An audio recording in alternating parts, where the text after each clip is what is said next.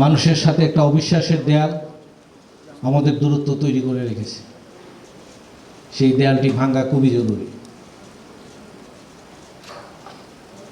আজকের যে সেমিনারের বিষয়বস্তু, জুলাই গণঅভ্যুত্থানের প্রত্যাশা আগামী দিনের জন্য প্রশাসন, এটি খুবই প্রাসঙ্গিক একটি বিষয়।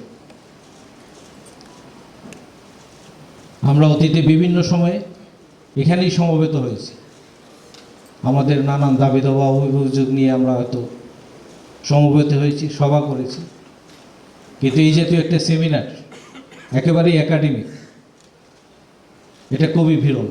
আমরা আসলে এই জাতীয় অনুষ্ঠানের খুব একটি আয়োজন যে অতীতে করতে পেরেছি সেটি বলা যাবে না। আমি ধন্যবাদ জানাই সানোয়ার স্যারকে। স্যার অত্যন্ত কষ্ট করে এই জাতীয় একটি সেমিনার করার বিষয়ে স্যার উদ্যোগী হয়েছে।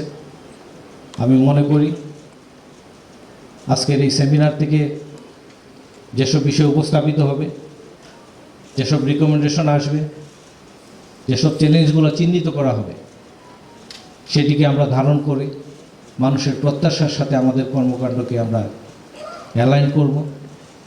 আমাদের প্রধান চ্যালেঞ্জ এখন আসলে বিশ্বাসযোগ্যতা অর্জন করা।